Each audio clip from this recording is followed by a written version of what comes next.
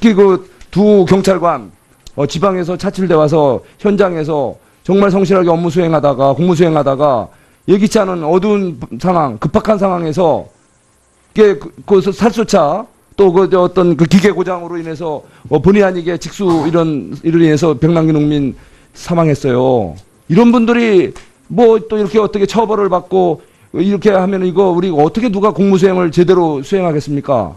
그리고 금년 3월에 2009년 6월에 있었던 쌍용자동차 파업과 관련해서 현장 기동대장으로 있던 분이 정말 그 현장에서 현행범으로 폭력적으로 이렇게 행동하던 분을 변호사를 이렇게 체포했다가 이번에 그 파면 불법이라고 파면했어요. 이런 부분들에 대해서 어떻게 생각하세요? 이 부분들에 대해서 한번 우리 비서실장님, 정당한 공무집행을 했던 분들이 결과적으로 어떤 사고가 났다고 해서 이렇게 파면되고 그야말로 형사벌 범죄자로 이렇게 몰아지는 이런 현실, 이거는 좀 뭔가 좀 제거해야 되지 않겠어요? 어떻게 생각하세요? 1차적으로 상황을 그런 판단을 했던 지휘관들에게 책임이 있는데 현장의 경찰관들이 그런 피해를 보고 있는 것에 대해 저 역시 의원님과 똑같이 안타깝게 생각을 합니다. 다만 정부로서 할 수 있는데 좀 제약은 있을 겁니다. 여러 경찰관들의 탄원 내용을 저희들도 잘 듣고 있고요. 국회와 함께 좀 이런 부분을 보완할 방법이 없을지 연구해봤으면 합니다. 그리고 기회가 된다면 또 사면하는 방안도 한번 적극 검토해 주시기 바랍니다. 잘 검토하겠습니다. 네. 네, 송석준 의원님 수고하셨습니다. 다음은 더불어민주당 이훈 의원님 질의해 주십시오. 예, 서울 금천구 출신 이훈입니다. 실장님, 비서실장님. 네. 예.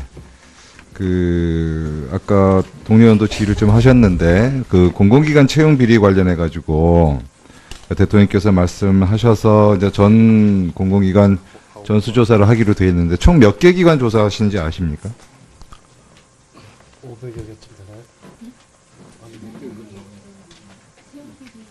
공공기관. 500여 개인 걸로 제가 기억합니다만은. 예, 근데 사실은 그것보다 너무 많습니다. 행안부 산하만 824곳이고요. 산자부 산하만 현재 60. 전수 조사. 예, 전수로 하는데. 예. 예, 61개, 금융위 산하만 26개.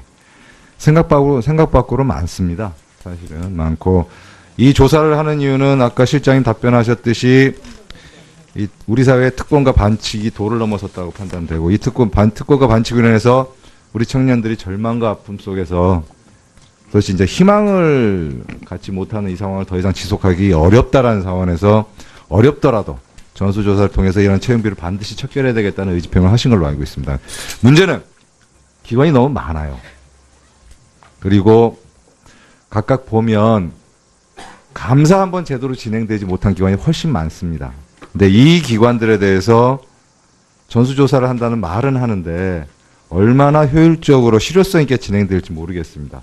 일부 언론에서는 이미 뭐 관련 자료 폐기 등 이런 얘기들도 나오고 있고요. 이런 문제 제기가 나오고 있는 상황에서 의지는 있는데 실제 실효성 있는 조사가 될지에 대해서 본 의원도 사실 의구심이 있습니다. 어떻게 보시는지.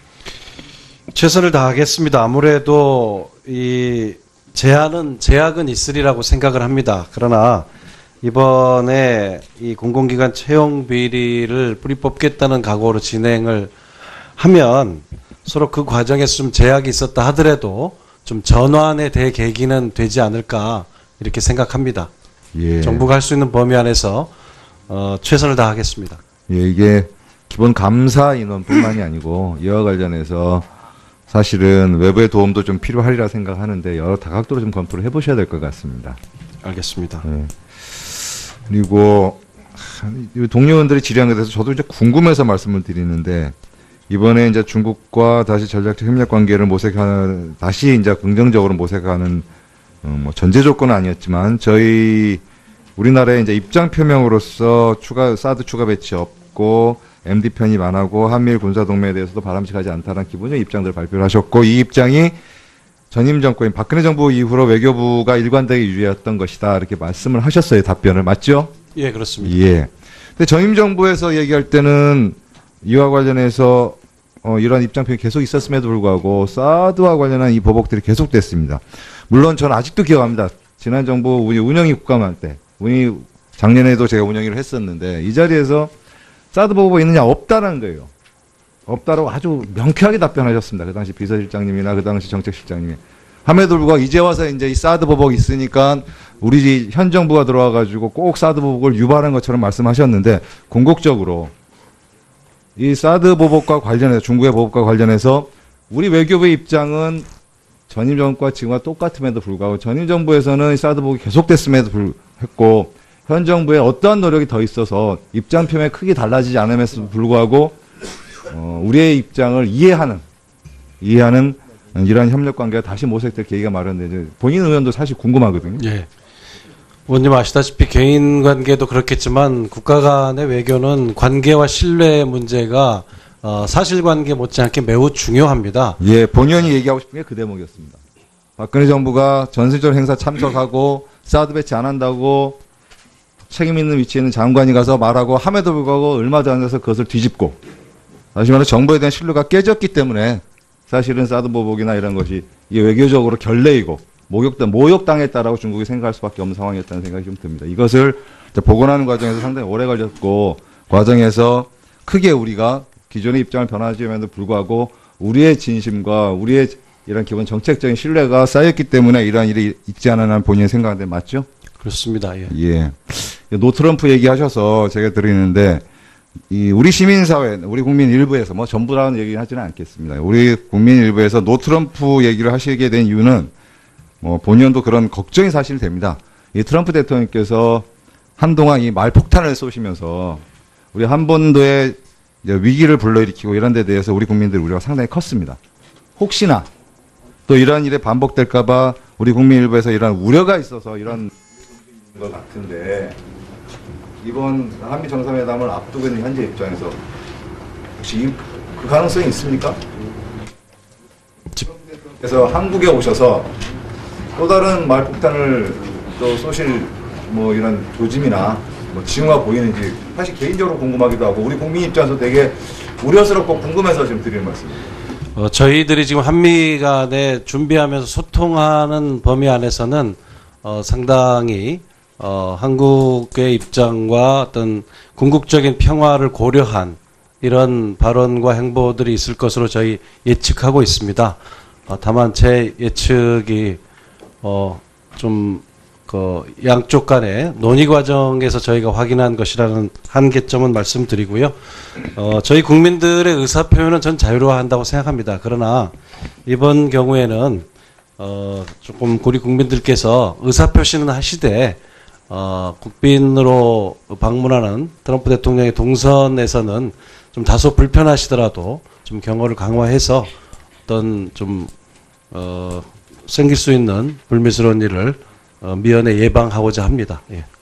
관련해서 한마디만 더 말씀 좀 드리고 싶은 게 이 한반도 문제와 관련해서는 좀 기대감 섞인 얘기를 좀 하시는 것 같은데 한미 FTA 문제와 관련해서 상당히 공격적일 가능성이 있다는 우려가 있습니다. 실제로 이미 FTA 문제와 연동되어 있지는 않지만 전체 환경과 관련해서 보면 10월 30일 날 미국 국제무역위원회에서는 한국산 태양광 모듈 셀에 대해서 구제조치 판정을 내렸습니다. 판정 내렸고요. 실제로 내년 1월에 트럼프 대통령이 최종 결정을 할 경우에는 사실은 우리가 할 수 있는 조치가 별로 없습니다. WTO 제소 정도가 검토할 수 있을 뿐이에요, 사실은. 이런 통상과 관련한 이 한미 간의 문제는 어떻게 본다면은 우리 국민의 국익적 차원에서 보더라도 좀 어려운 입장에 처할 가능성이 있어요. 근데 이 와중에 문제가 있습니다. 뭐가 있냐면 한미 FTA 공청회가 10월 11일 예정되어 있습니다. 10월 11일 예정된 공청회가 있는데 본연이 사실은 개인적으로 산자위원입니다. 함에도 불구하고 이 한미 FTA 관련해가지고 미국 측에서 어떤 문제제기를 해왔는지 자세히 모릅니다. 우리 국민은 더더욱 모르고 있습니다. 그런 상황에서 이미 공청회가 제가 볼 때는 요식행위처럼 진행될 우려가 있어요. 특히나 이 국익과 관련해가지고는 한미 FTA 문제에 관련해서는 우리 역시도 좀 국익을 지키는 관점에서 당당히 임해야 되는데 한미 FTA 공청회가 산자부가 주관하는 것이 너무 요식행위 아니냐는 우려가 있으니까 정책실장님 이와 관련해가지고는 좀 검토를 새롭게 하셔야 될 것 같습니다. 그 요식행위가 될 거라는 생각을 왜 하셨는지는 모르겠습니다만 절차에 따라서 절차이지만 조선 한미 FTA 관련해 가지고 쟁점화되고 있는 부분에 대해서 각 분야에 계신 분들이 그 정보를 다 알고 있지 못하십니다. 이 협상 전략이라는 차원에서의 문제가 있고 상대방에 대한 예란 측면에서도 그렇고 그래서 그 정보가 다 공유되지 못한 상태에서 공청회라는 것이 어떠한 이해단이 자신의 이익을 가지고 이 한미 FTA 문제에 대한 입장 표명에 대한 분명한 자기 근거를 가지기 어려운 형편에서 공청회가 진행된다는 거예요. 그게 우리 절차입니다. 다시 말하면 그 공청회와 국회 보고가 다 끝난 이후에야 협상이 시작될 수가 있는 것입니다. 그래서 협상이 시작되기 전 단계에 지금 절차입니다. 하여튼 저는 이 FTA 공청회부터 시작해서 국회 보고라는 과정이 한미 FTA 문제와 이전 정부, 이전의 한미 FTA 협상 과정과 지금과 다르다는 것은 뭐냐면 국민과 공감대 속에서 이루어지지 않으면 한미 FTA라는 것이 일방적으로 승리할 수 없는 게임이기 때문에 분명히 국민적으로 일정 부분의 저항이 있을 수 있습니다. 그래서 그것을 최소화하기 위해서도 국민적 공감대를 마련해가는 과정에서 한미 FTA 협상 전략이 이루어졌으면 좋겠다는 말씀을 좀 방금 말씀 겸해서 드리겠습니다. 이상. 알겠습니다. 예. 자, 좀 기셨습니다. 자, 우리 이윤 의원님 수고하셨습니다. 다음은 더불어민주당의 존경하는 송옥주 의원님 질의하시겠습니다. 예, 국군이 나라를 지키는 본연의 임무를 망각하고 나라를 어지럽히는 데 동원됐고요. 심지어 정치에 개입한 기막히고도 충격적인 상황이 발생을 했습니다. 군 사이버 사령부의 대범한 정치개혁 그리고 여론선동을 이명박 전 대통령이 주도를 했고요. 그 당시에 청와대 비서실장이 지휘한 정황이 사실로 밝혀졌습니다. 내용을 보니까 2011년 1월부터 2012년 11월까지 노무현 전 대통령은 241건, 안철수 대표는 235건, 박원순 서울시장은 174건, 그 당시 문재인 대통령 후보에 대해서는 142건, 이렇게 해서 주요 현안과 관련된 댓글과 SNS 게시물 수가 약 12,844건으로 드러났습니다. 혹시 이 사실을 알고 계세요, 우리 비서실장님? 예, 예. 대략의 내용을 알고 있습니다. 그렇습니다. 근데 이게 이명박 정부를 거쳐서 박근혜 정부까지도 이 사이버사의 일탈은 계속이 됩니다. 2014년에 사이버사가 사법부인 대법원의 전산망을 해킹하는 일까지 벌어졌는데요. 이런 의혹이 제기가 돼서 지금 조사 직전 단계에 있는 거로 알고 있고요. 또 사이버 사령부인 530단은 2014년 3년부터 14년까지 댓글 공작을 위해서 연 1억 4천만 원의 혈세를 낭비한 바가 있습니다. 민주당 의원님들께서 지금 국감 기간 동안에 밝혀낸 사이버사 관련된 공문을 저희가 좀 정리를 했는데요. 군 사이버 사령부의 인력 확대를 대통령이 직접 지시했다. 휴일, 주, 야간 24시간 임무 수행을 지시했다. 활동 내역을 청와대 안보수석실에 보고하라. 심지어 현역병이 제대하면 민간 인력으로 활용하라는 대통령 비서실장 명의의 공문이 하달된 것까지 공개된 상황입니다. 누구를 위한 대통령이고 비서실장은 뭐 하는 사람인지 참 참담할 뿐인데요.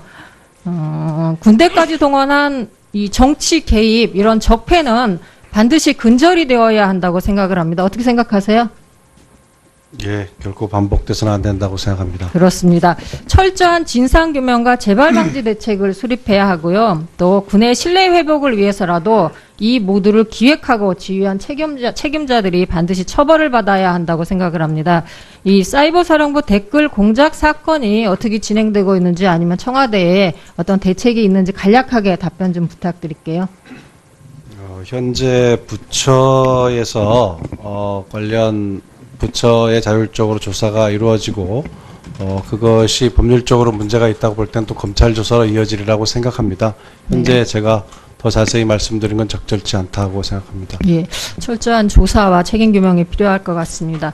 그 다음은 이게 지난 정권에 대한 부분들을 저희가 보면 이제 충격이 연속인데요. 이 박근혜 정부의 특수활동비 상납과 관련돼서 지금 국민들이 다들 놀라고 경악하고 있는 상태입니다.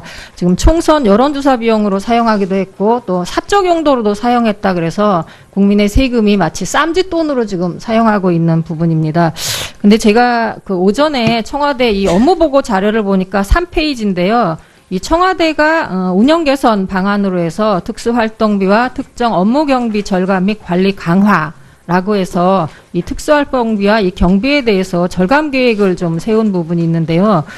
이 부분을 좀 설명 좀 해주시고 또 2018년 예산도 보니까 17년 대비에 50억 원 정도가 축소된 112억 원 수준을 요구를 했다 하는데요. 이렇게 적폐를 청산하는 부분도 있지만 적폐라는 부분을 우리 야당 의원님께서 싫어하시기는 하는데요. 이게 자발적으로 문제가 되는 부분들을 개선해 나가는 부분도 있습니다. 이런 솔선수범이 상당히 좋은 것 같습니다. 그래서 요 내용도 좀 설명 좀 부탁드리겠고요.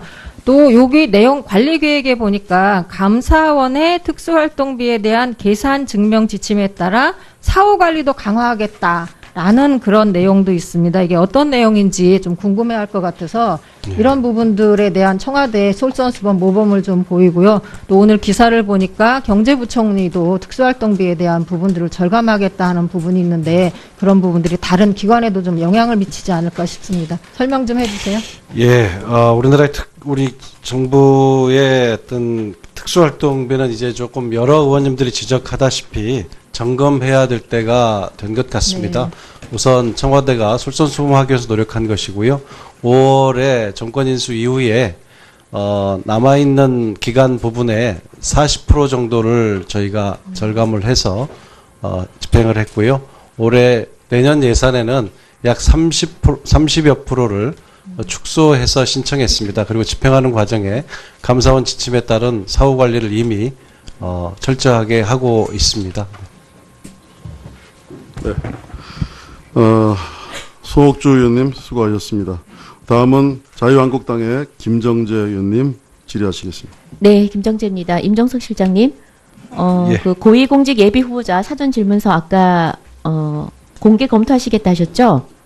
예, 현재 공개하시겠습니까? 공개를 검토하고 있습니다. 네, 공개하시겠습니까? 할 예정입니다. 의원님. 네, 조금만 박근혜 정부- 검토할 시간을 좀 더 주시면 네, 좋겠습니다. 박근혜 정부는 공개를 했고요. 네. 200개에서 지금 160개로 줄었다 그랬는데 더 철저한 검증을 위해서는 이 항목을 제대로 만들어서 더 늘려야 된다고 생각을 합니다. 그리고 국민들 앞에 이 항목을 공개하는 거지 않습니까? 어떤 거를 우리가 앞으로 고위공직자들이 볼 것이다라고 예. 알려주는 겁니다. 그렇습니다. 국민 앞에도 공개를 해야 된다고 생각을 합니다.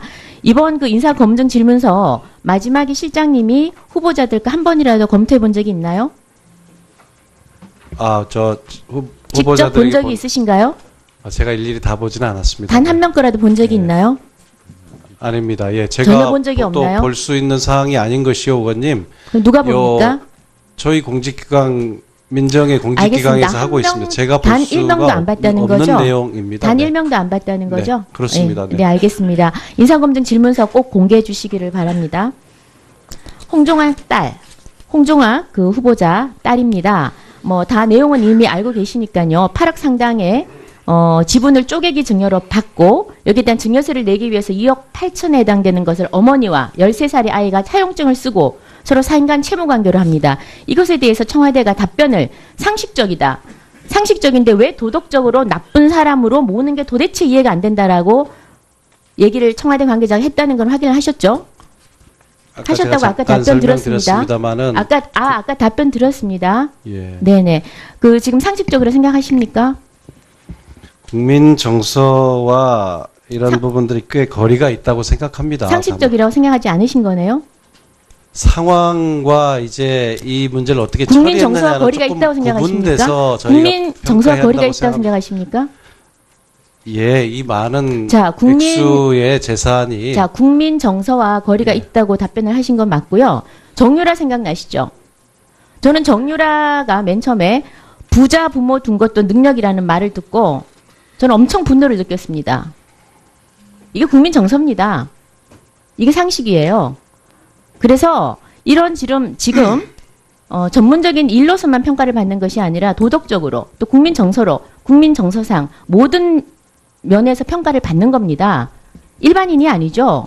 고위공직자입니다. 그래서 일반적인 잣대가 아니라 높은 도덕적 검증을 요구하는 겁니다. 그래서 실장님께서 이 부분에 대해서 과연 13살짜리 아이가 법적 미성년자가 단독으로 부모와 함께 이렇게 사인간 채무를 결정할 만큼 그렇게 성숙돼 있느냐? 저는 아니라고 봅니다. 저는 굉장히 몰상식하다고 생각을 합니다. 굉장히 몰상식한 청와대 답변이라고 생각을 하고요. 이 부분에 대해서는 청와대가 다시 한번 검토해 주시기 바랍니다. 아까 저기 우리 임 실장님 좋아하시는 말이 청년과 국민에게 큰 실망과 절망과 좌절을 주지 않겠다는 말을 참 좋아하는데요. 저도 참 좋아합니다. 그래서 공공기관 채용 비리 근절 확실히 하시죠? 하시겠죠? 예, 지금 전수조사하고 있고요. 자, 조사를 이거는 왜 모두가 좀 하느냐면 국회가 같이 해줘야 되는 문제라고 네, 생각합니다. 국회가 같이 해야 됩니다. 저 뭐 100% 공감합니다. 친인척, 그다음 외부의 압력, 전화 통화를 부탁하는 거 다 근절돼야 되는 적폐 중에 적폐입니다. 그런데 왜 지난 5년간만 전수조사를 하십니까? 저는 지난 10년, 20년 다 해야 된다고 봅니다. 그래서 그 전수조사를 해야 되고요. 이런 얘기를 아까 하셨죠.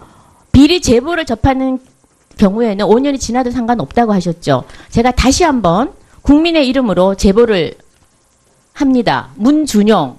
아까 전에 그랬죠. 많이 지난 일이라고. 아닙니다. 대통령이 민정수석실에 있을 때입니다. 자기 옆방에 이 고용정보원 원장이 있었고요. 12줄 밖에 자기소개서를 쓰지 않았습니다. 원서 마감 5일 뒤에 졸업 예정서 제출했습니다. 있을 수 없는 거죠. 2명을 뽑는데 2명이 지원했습니다. 있을 수 없습니다. 입사 14개월 만에 어학연수 갔고요. 휴직 23개월 만에 퇴직했고 37개월 퇴직금 받았습니다. 이거 채용 비리 조사해야 됩니다. 성역 없이 조사해야 됩니다. 아까 임 실장님 말씀하신 대로 정의로운 사회에 살고픈 젊은 청년들이 바라고 있습니다. 이거 전수조사 하시겠습니까? 이거 전수조사가 아니라 이거 지금 우리가 특검법을 제출해 놨는데요. 이거 지금 조사하시겠습니까? 이미 캠페인 때 야당에서 지금 조사한 적 없잖아요. 예? 아니, 법률적인 문제까지 제기하셔서 다 정리된 것으로 알고 있습니다. 의원님, 저 조금만 위원장님 잠깐 아까 앞서 홍종학 후보자 관련해서 간단히만 좀 답변 드릴 수 있겠습니까? 네, 말씀하십시오. 저희가 홍종학 후보자의 이 증여 문제가 국민들 정서와 제가 거리가 있다고 한 것은 이 많은 재산을 증여받는 것 자체가 국민들에게는 너무나 흔치 않은 일입니다. 다만 제가 지금 수치가 정확치는 않습니다만은 홍종학 후보자가 약 36억 정도의 가족이 증여를 받고 11억 정도의 세금을 낸 것으로 알고 있습니다. 또 아이에게 쪼개서 한 것은 외할머니가 이미 결정한 사항이기도 해서 제가 금요일 날 인사청문회가 있기 때문에 여기서 일일이 다 말씀드리진 않겠습니다만은 아까 설명드린 것처럼 이 시점에 홍종학 후보자가 국회의원이었기 때문에 투명한 기관에 관련 절차를 의뢰한 것으로 알고 있습니다. 그래서 조금 국민 정서에 이런 증여가 어긋난다는 점하고 또 증여가 이루어질 때 그럼 이 후보자가 어떻게 이것을 처리했느냐 그런 점 또 그리고 후보자가 가지고 있는 자질과 능력이 함께 국회 인사청문회에서 평가됐으면 합니다. 네. 하지 않음에도 불구하고 우리의 입장을 이해하는 이러한 협력 관계가 다시 모색될 계기가 마련되죠. 본인 의원도 사실 궁금하거든요. 예. 의원님 아시다시피 개인 관계도 그렇겠지만 국가 간의 외교는 관계와 신뢰 문제가 사실관계 못지않게 매우 중요합니다. 예, 본의원이 얘기하고 싶은 게 그 대목이었습니다.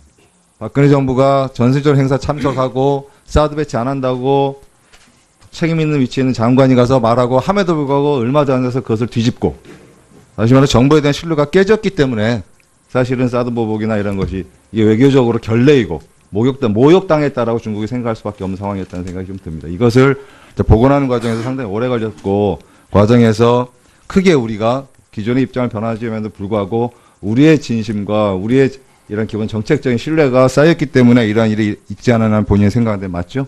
그렇습니다. 예. 예. 노트럼프 얘기하셔서 제가 드리는데 우리 시민사회, 우리 국민 일부에서 뭐 전부라는 얘기는 하지는 않겠습니다. 우리 국민 일부에서 노트럼프 얘기를 하시게 된 이유는 본연도 그런 걱정이 사실 됩니다. 이 트럼프 대통령께서 한동안 이 말폭탄을 쏘시면서 우리 한반도에 위기를 불러일으키고 이런 데 대해서 우리 국민들 우려가 상당히 컸습니다. 혹시나 또 이러한 일에 반복될까봐 우리 혹시 의원님과 똑같이 안타깝게 생각을 합니다. 다만 정부로서 할 수 있는데 좀 제약은 있을 겁니다. 여러 경찰관들의 탄원 내용을 저희들도 잘 듣고 있고요. 국회와 함께 좀 이런 부분을 보완할 방법이 없을지 연구해봤으면 합니다. 그리고 기회가 된다면 또 사면하는 방안도 한번 적극 검토해 주시기 바랍니다. 잘 검토하겠습니다. 네.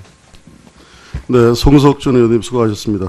다음은 더불어민주당 이훈 의원님 질의해 주십시오.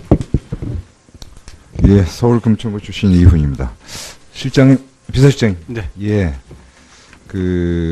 아까 동료원도 질의를 좀 하셨는데, 공공기관 채용 비리 관련해가지고, 대통령께서 말씀하셔서, 이제 전 공공기관 전수조사를 하기로 되어 있는데, 총 몇 개 기관 조사하시는지 아십니까? 500여 개쯤 되나요? 공공기관. 500여 개인 걸로 제가 기억합니다만은. 예, 근데 사실은 그것보다 너무 많습니다. 행안부 산하만 824곳이고요. 산자부 산하만 현재 60. 전수 예, 전수로 하는데. 예. 예, 61개, 금융위 산하만 26개. 생각 밖으로 많습니다. 사실은 많고. 이 조사를 하는 이유는 아까 실장님 답변하셨듯이 우리 사회의 특권과 반칙이 도를 넘어서 생각하는데 여러 다각도로 좀 검토를 해보셔야 될 것 같습니다. 알겠습니다. 예. 그리고 동료원들이 질의한 것에 대해서 저도 이제 궁금해서 말씀을 드리는데 이번에 이제 중국과 다시 전략적 협력 관계를 모색하는 다시 이제 긍정적으로 모색하는 뭐 전제 조건은 아니었지만 저희 우리나라의 이제 입장 표명으로서 사드 추가 배치 없고 MD 편입 안 하고 한미일 군사 동맹에 대해서도 바람직하지 않다는 기본적 입장들을 발표를 하셨고 이 입장이 전임 정권인 박근혜 정부 이후로 외교부가 일관되게 유지했던 것이다 이렇게 말씀을 하셨어요. 답변을 맞죠? 예, 그렇습니다. 예. 근데 전임 정부에서 얘기할 때는 이와 관련해서 이런 입장 표현이 계속 있었음에도 불구하고 사드와 관련한 이 보복들이 계속됐습니다. 물론 저는 아직도 기억합니다. 지난 정부 운영위 국감할 때 작년에도 제가 운영위를 했었는데 이 자리에서 사드 보복이 있느냐 없다라는 거예요. 없다라고 아주 명쾌하게 답변하셨습니다. 그 당시 비서실장님이나 그 당시 정책실장님이. 함에도 불구하고 이제 와서 이제 이 사드 보복이 있으니까 우리 현 정부가 들어와가지고 꼭 사드 보복을 유발한 것처럼 말씀하셨는데 궁극적으로 이 사드 보복과 관련해서 중국의 보복과 관련해서 우리 외교부의 입장은 전임 정부와 지금과 똑같음에도 불구하고 전임 정부에서는 사드 보복이 계속됐음에도 불구하고 현 정부의 어떠한 노력이 더 있어서 입장 표명이 크게 달랐다고 판단되고 이 특권과 반칙으로 인해서 우리 청년들이 절망과 아픔 속에서 그것이 이제 희망을 갖지 못하는 이 상황을 더 이상 지속하기 어렵다라는 상황에서 어렵더라도 전수조사를 통해서 이런 채용비를 반드시 척결해야 되겠다는 의지표명을 하신 걸로 알고 있습니다. 문제는 기관이 너무 많아요. 그리고 각각 보면 감사 한번 제대로 진행되지 못한 기관이 훨씬 많습니다. 근데 이 기관들에 대해서 전수조사를 한다는 말은 하는데 얼마나 효율적으로 실효성 있게 진행될지 모르겠습니다. 일부 언론에서는 이미 뭐 관련 자료 폐기 등 이런 얘기들도 나오고 있고요. 이런 문제 제기가 나오고 있는 상황에서 의지는 있는데 실제 실효성 있는 조사가 될지에 대해서 본의원도 사실 의구심이 있습니다. 어떻게 보시는지. 최선을 다하겠습니다. 아무래도 이 제약은 있으리라고 생각을 합니다. 그러나 이번에 이 공공기관 채용 비리를 뿌리 뽑겠다는 각오로 진행을 하면 서로 그 과정에서 좀 제약이 있었다 하더라도 좀 전환의 대계기는 되지 않을까 이렇게 생각합니다. 예. 정부가 할 수 있는 범위 안에서 최선을 다하겠습니다. 예, 이게 기본 감사 인원뿐만이 아니고 이와 관련해서 사실은 외부의 도움도 좀 필요하리라. 특히 그 두 경찰관 지방에서 차출돼 와서 현장에서 정말 성실하게 업무 수행하다가 공무 수행하다가 예기치 않은 어두운 상황, 급박한 상황에서 이게 그 살수차 또 그 어떤 그 기계 고장으로 인해서 본의 아니게 직수 이로 인해서 백남기 농민 사망했어요. 이런 분들이 뭐 또 이렇게 어떻게 처벌을 받고 이렇게 하면 이거 우리 어떻게 누가 공무 수행을 제대로 수행하겠습니까? 그리고 금년 3월에 2009년 6월에 있었던 쌍용자동차 파업과 관련해서 현장 기동대장으로 있던 분이 정말 그 현장에서 현행범으로 폭력적으로 이렇게 행동하던 분을 변호사를 이렇게 체포했다가 이번에 그 파면 불법이라고 파면했어요. 이런 부분들에 대해서 어떻게 생각하세요? 이 부분들에 대해서 한번 우리 비서실장님, 정당한 공무집행을 했던 분들이 결과적으로 어떤 사고가 났다고 해서 이렇게 파면되고 그야말로 범죄자로 이렇게 몰아지는 이런 현실, 이거는 좀 뭔가 좀 제거해야 되지 않겠어요? 어떻게 생각하세요? 1차적으로 상황을 그런 판단을 했던 지휘관들에게 책임이 있는데 현장의 경찰관들이 그런 피해를 보고 있는 것에 대해 저